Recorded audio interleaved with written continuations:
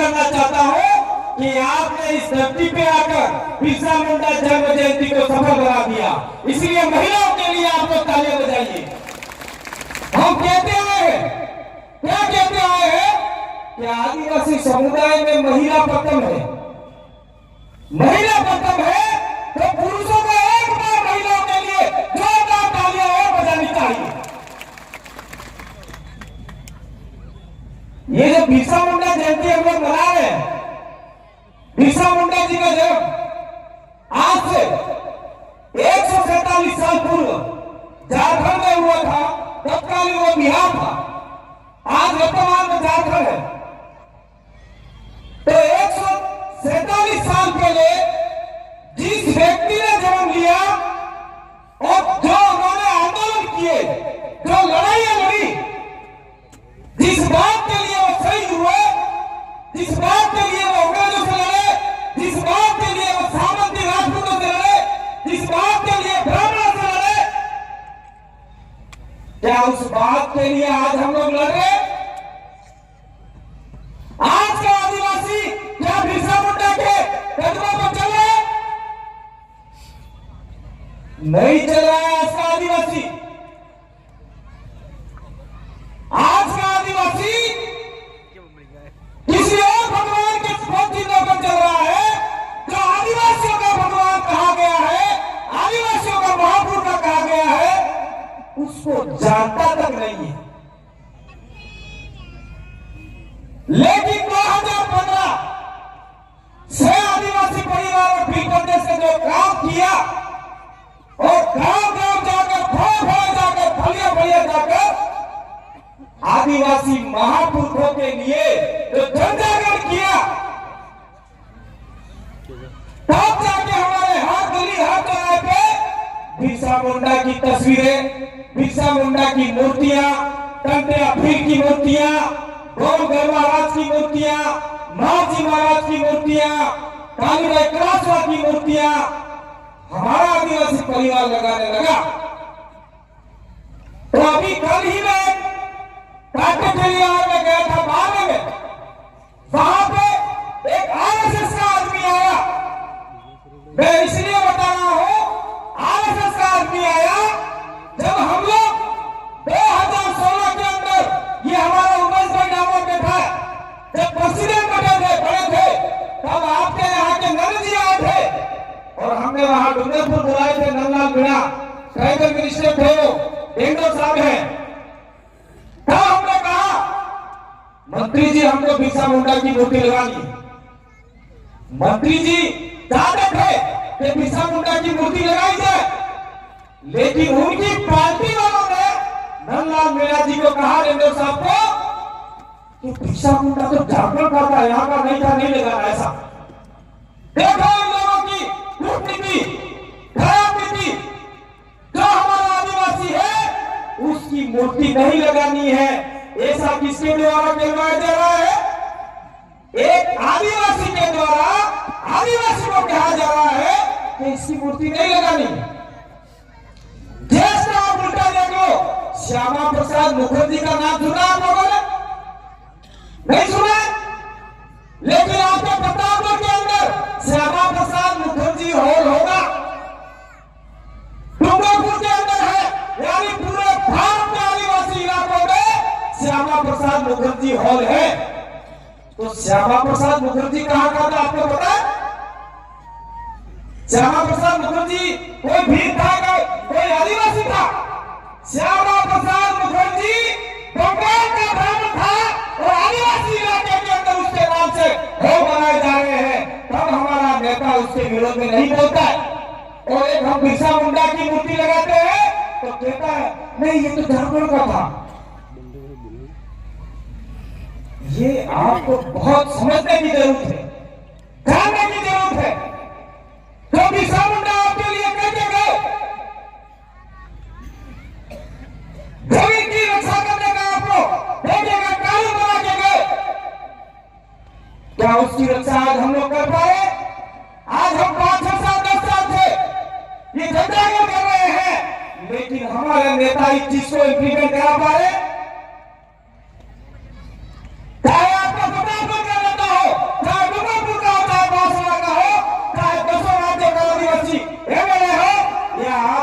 47 में एमपी जो बनाई देखो जो सांसद आपने भेजे हैं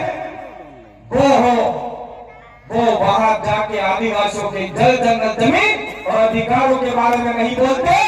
इसलिए हमको ये प्रूफ देना पड़ता है कि आदिवासी ही आदिवासी का दुश्मन है, आदिवासी ही आदिवासी का दुश्मन है। और कौन सा आदिवासी जो स्वार्थ की राजनीति करता है, जो अपनी खुशी बचाना चाहता है, जो अपना तिजोरी भरना चाहता है, जो अपने बंगले बनाना चाहता है, और झोपड़े में रहने वाले आदिवासी को रोड और लाइटें और शिक्षा स्वास्थ्य नहीं देना चाहता, वही हमारा विरोध में है। कोई आदमी हमारे विरोध में, मैं किसी एक नेता को नहीं कहना चाहता, पूरे देश के नेताओं को कहना चाहता हूं कि हमारे आदिवासियों का जो सामाजिक नेता बिरसा मुंडा थे, टंटा भीम थे, पूजा भीम थे, उनके नक्शे कदम पर अगर चल के हमारे लिए लड़ेंगे तो निश्चित रूप से आने वाले समय में हर आदिवासी के घर में एक बच्चा सरकारी नौकरी में हो सकता है। हर एक बच्चा, एक परिवार में एक बच्चा सरकारी नौकरी में हो सकता है। लेकिन ये लोग चाहते नहीं है कि आदिवासी बच्चा सरकारी नौकरी में जाए और पढ़ लिख कर जानकारी ले ले और इस समाज को आगे बढ़ा दे। तो हमको जो चुनावों के समय में वोट लेने पड़ते हैं वो वोट हमको मिलेंगे नहीं, क्योंकि आदिवासी तो जानकार हो गया है, समझदार भाई के। ऐसा करके हमारे बच्चों को वो नौकरी नहीं दिलाना चाहते, वो हमारे लिए बोलना ही नहीं चाहते। मैं आप लोगों को कहना चाहता हूं, हम लोग 2015 से आदिवासी परिवार में काम कर रहे हैं। उससे पहले जब से कॉलेज में थे तब से आदिवासी समुदाय के बच्चों के लिए लड़ रहे हैं। हमारे भाई ने अभी बताया, ये भूल साहब ने हमको बताया, जब ये 2011 के अंदर डूंगरपुर में आए थे, उस समय हमने उनको कहा था कि अरविंद भाई क्या हो आप? तो अरविंद भाई कहा मैं तो भूज हूं और मेरा हूं। इस बात को आप लोग ध्यान से सुनिए। मैं 2011 की बात 2022 में करना चाहता हूं। अरविंद भाई को कहा, अरविंद भाई आप कौन हो? जब हम लोग वहां पे फील करते थे तो अरविंद भाई और आपके प्रतापगढ़ से 100 लड़के आए थे और नाराज होकर चले गए, हम तो फील नहीं है, हम तो मेरा है। ठीक है, कोई बात नहीं भाई, आप लोग जाके पटवारी से तलाश कीजिएगा और जाके अपना डॉक्यूमेंट दिखाइए। 2011 में अरविंद भाई भूज ने अपने पिताजी को कहा कि पापा पटवारी का मुझे आपका जो जमीन का पट्टा है नकल है वो लाओ दो। उसमें लिखा हुआ था पिताजी का नाम मेरा। फिर उसको कहा यार हम तो मेरा है। फिर उन्होंने जाके पटवारी को कहा, फिर आगे जांच करवाया, फिर आगे जांच करवाया और 5 दिन के अंदर प्रतापगढ़ के साथियों को बोल के वापिस डूंगरपुर आ गए और बोले नहीं आप कांति भाई और भवर भाई जो आप बोल रहे थे वो सही है, मेरा नाम है अरविंद भूज मीणा, मेरे बाप का नाम मीणा, मेरे दादाजी का नाम मीणा, लेकिन उनके पिताजी का नाम भूज और भीड़ के नाम से जमीन के नकल में पहले हुआ करता था। आज हम डूंगरपुर के अंदर जो भी आदिवासी भीड़ लेते हैं उनको भी इस प्रकार से मीणा बनाया जा रहा है। तो मैं कहना चाहता हूं कि आप मीणा हो बने रहो, उससे ऊपर रावत हो बने रहो, उससे ऊपर उजले मीणा हो बने रहो, उससे नीचे मेले मीणा हो बने रहो, हमें कोई आपत्ति नहीं है।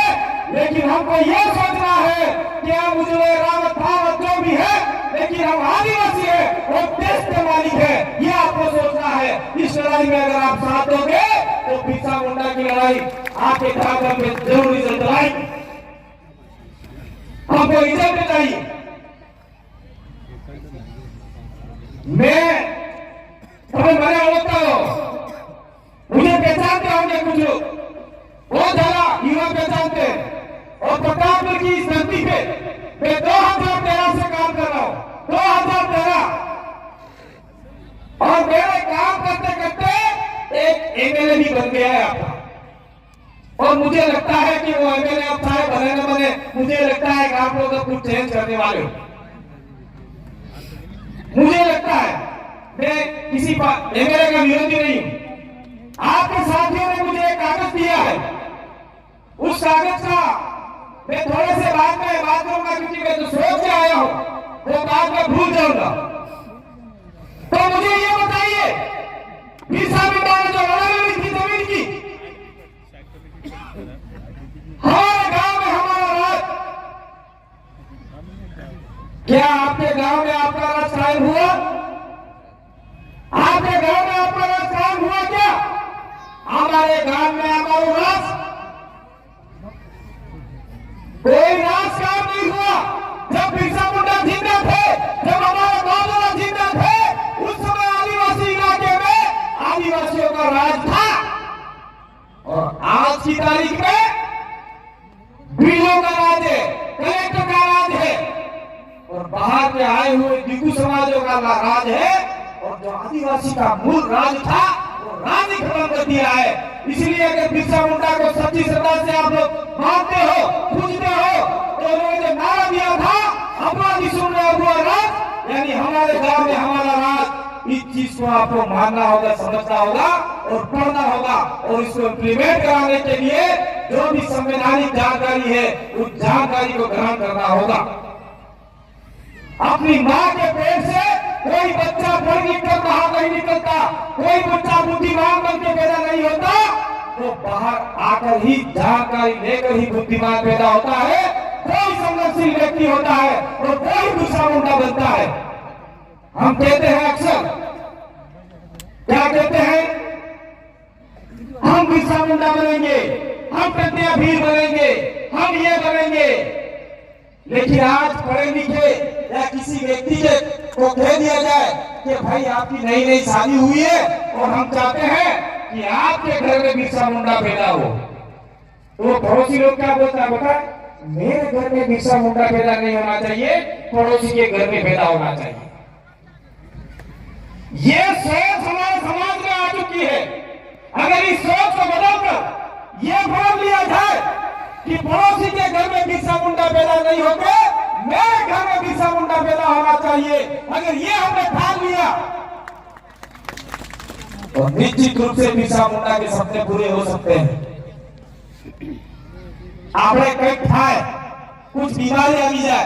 मैं एक बार आ रहा था तो एक आदमी ने कहा, हे भगवान,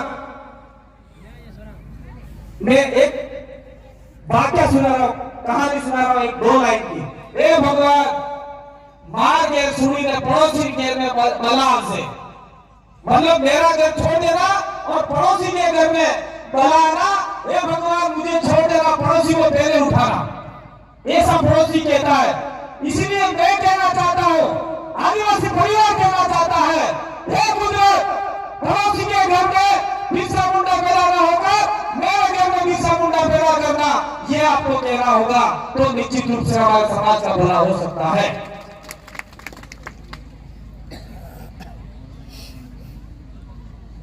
बिरसा मुंडा ने 25 साल की उम्र में, हमारे सारे वक्ताओं ने बताया, मात्र 25 साल की उम्र में आज हमारे जितने भी यहाँ युवा साथी बैठे हैं, मैं खुद 40-45 साल का हो गया और जितने भी युवा साथी है वो 25 साल पार कर गए, लेकिन बिरसा मुंडा जैसी लड़ाई नहीं लड़ पाए। और आज बिरसा मुंडा की लड़ाई जो भी लड़ना चाहता है, लड़ाई के लिए आंदोलन करना चाहता है, तो आपके इलाके में जो अखबार है, जो टीवी है, जो मीडिया है, वो आदिवासी युवाओं को कहता है ये तो नक्सलवाद फैला रहे, ये आतंकवाद फैला रहे, ये टीवी वाले, ये मीडिया वाले जानबूझकर ऐसे शब्द इस्तेमाल करते हैं जिन शब्दों से हमारा आदिवासी समुदाय का कोई लेना देना नहीं। कुछ समय पहले हमारे देश के साथी आए हैं मध्य प्रदेश से, वहां का शिवराज सिंह चौहान का ओएसडी है लक्ष्मण सिंह मरकाम, वो हमारे भीलपुर देश के कार्य को, आदिवासी परिवार के कार्य को, देश के कार्य को पीएफआई फंडिंग बोल रहा था। मैं इस प्रतापपुर की धरती से कहना चाहता हूं, जितने भी देश से युवा कार्यकर्ता है, भीलपुर देश से कार्यकर्ता है, लक्ष्मण सिंह मरकाम को मुंह तोड़ जवाब देना होगा। अगर आप लोग चुपचाप बैठे रहे तो ऐसे झूठे एलिगेशन लगाकर कर हर आदिवासी युवा को फंसाने का षड्यंत्र रचा जाएगा। अभी 2-4 दिन पूर्व शायद कल परसों की घटना है, हम लोग इस बात को कहना नहीं चाहते, लेकिन आदिवासी इलाके में डूंगरपुर, बांसवाड़ा, प्रतापगढ़, उदयपुर, सिरोही और आपका ये हो गया नीमच, मंदसौर, जामुन, अलीराजपुर, बड़वानी, दाहोद, गोधरा, पंचमढ़, अलवरी, जितना भी हमारा भील प्रदेश का इलाका है, इस भील प्रदेश के इलाके में बूढ़ों को, बुजुर्गों को, महिलाओं को, बच्चों को सबको सावधान हो जाने की जरूरत है। इस आदिवासी इलाके में कुछ लोग हमको बदनाम करने के लिए विभिन्न प्रकार के षड्यंत्र रच रहे हैं। वो षड्यंत्र किस प्रकार से रचेंगे वो हम लोग आपको नहीं कह सकते, क्योंकि हमें भी अंदाजा नहीं है। मैं इस बात से कहना चाहता हूं कि उदयपुर के पास में एक रेलवे पटरी के ऊपर कुछ बम धमाका जैसा हुआ, बम था कि भड़ाका था कि कुछ था, वो हमको मालूम नहीं। हमने टीवी मीडिया में, अखबार में पढ़ा, और आज अखबार वाले, टीवी मीडिया वाले एक शक शंका की बात कर रहे हैं कि यहाँ पे पीएफआई फंडिंग हो रहा है किसी चीज को लेके, यहाँ पे नक्सलवाद जैसी गतिविधियां हो रही है, यहाँ पे कट्टरवाद जैसी बातें हो रही है, कोई अलग राज्य बनाने वाले व्यक्ति ऐसा गुजरात के इलाके में लिखा। तो हम लोग आदिवासी परिवार के मंच के मार्फत से सरकार को निवेदन करना चाहते हैं कि आदिवासी इलाके में इस प्रकार का कुकृत्य किसने किया, उसकी सत्यता से जांच होनी चाहिए, ताकि आदिवासी भी आपके साथ में कंधे से कंधा मिला के जांच करवाने में आपके साथ में सहयोग की बात करता है। जांच होनी चाहिए। कौन हमारे आदिवासी इलाके को इस प्रकार के गंदी नजरों से देख रहा है, वो हम लोग भी कहना चाहते हैं। आपने सुना नहीं होगा, अखबार इधर आता नहीं आता है, लेकिन बात सुनाओ, प्रतापगढ़ वाले नया हो गए रमेश भाई, पूरे आदिवासी इलाके में आया, और आज हम लोग बिरसा मुंडा को पूछ रहे हैं, टंकिया भील को पूछ रहे हैं, कालीबाई क्लासों को पूछ रहे हैं, तो उनके पेट में मरोड़े पड़ रही है। अरे यार, ये आदिवासी को क्यों पूछ रहा है? आदिवासी को किसी मुखर्जी, चटर्जी, बनर्जी को पूछना चाहिए था। अरे भाई, तुम्हारे बाप दादा को हम क्यों पूछे? अब हमारे बाप दादा हमको पता नहीं था, अगर हमारे बाप दादा हमारे बीच में आ गए तो हमारे बाप दादा को पूछेंगे, तुमको पूछने की जरूरत अब नहीं है। ये जानबूझकर उनके बाप दादाओं को हमसे पूछवाना चाहते। हम लोग नादान थे, ना समझते, हमको जानकारी नहीं थी, तब तक हम उनको पूछने आए थे। लेकिन आज देश के 10 राज्यों के अंदर और 5 राज्य और है, और पूरे देश के 12 से 13 करोड़ आदिवासियों ने ठान लिया है कि हमारे आदिवासी पुरखा होगा, चाहे संताल होगा, चाहे गोंड होगा, चाहे मुंडा हो, चाहे उरा हो, चाहे भील हो, चाहे मेला हो, चाहे कोई भी आदिवासी हो, उस आदिवासी की पुरखे की हम लोग पूजा करेंगे। लेकिन जिन्होंने आदिवासियों के लिए एक शब्द नहीं बोला, आदिवासियों की लड़ाई में साथ नहीं दिया, ऐसे गैर आदिवासी पुरखे की पूजा हम नहीं करेंगे। ये हम लोग कहना चाहते हैं आप लोगों को। आपको भी ये प्रण लेना होगा।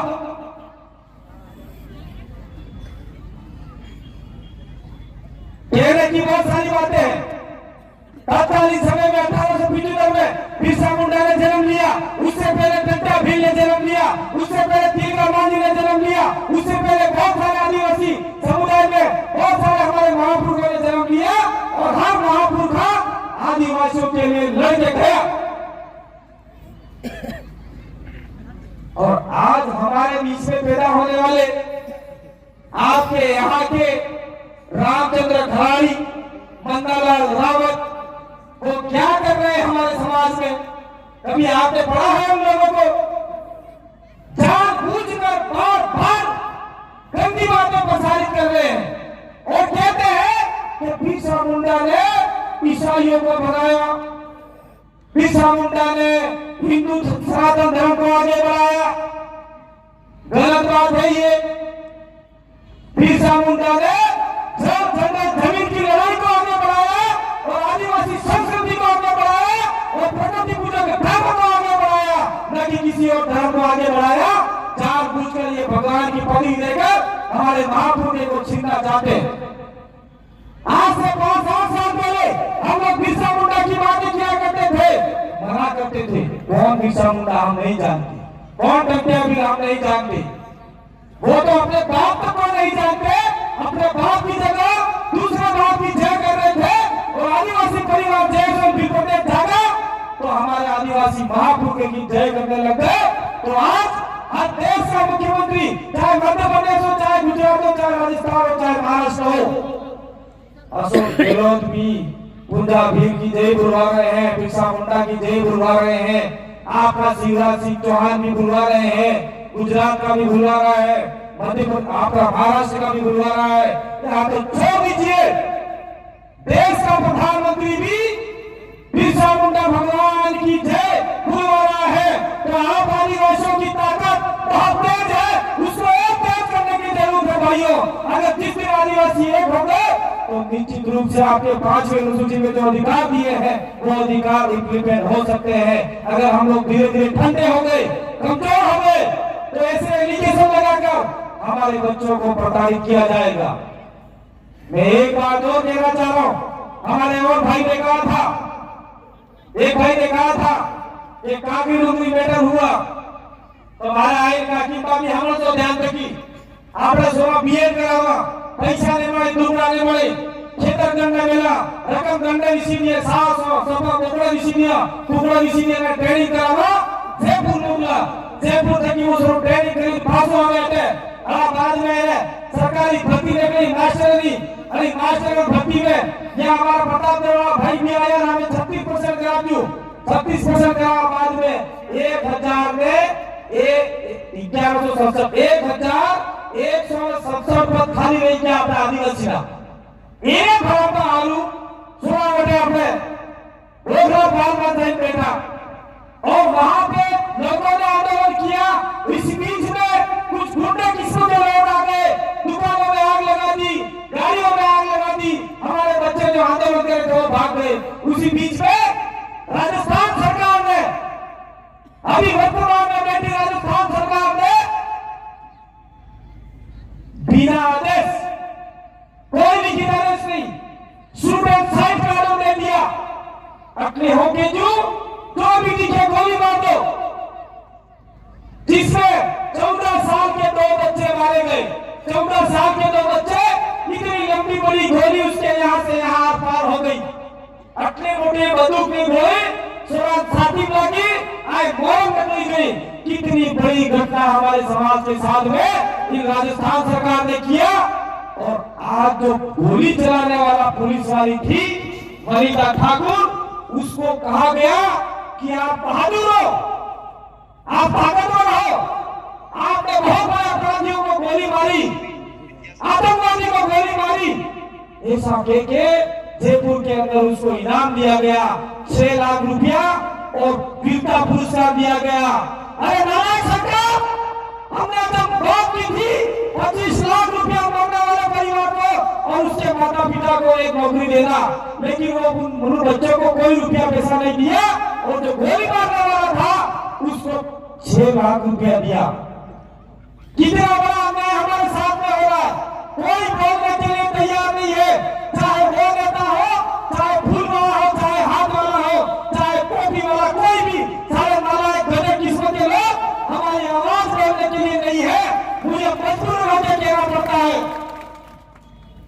और जिस दिन हमारी मांग ये है कि हमारा समाज ताकतवर हो, हम आंदोलन करें, लड़ाइयां लड़ें, लेकिन ऐसे नेता अगर विधानसभा में जाते रहे तो आंदोलन करने वाले थावरचंद जी, आंदोलन करने वाले मांगू भाई, आंदोलन करने वाले रमेश भाई और ऐसे ऐसे ये हमारे जितने भी साथी हैं प्रतापगढ़ के, उनको तो जेल में बंद कर देंगे।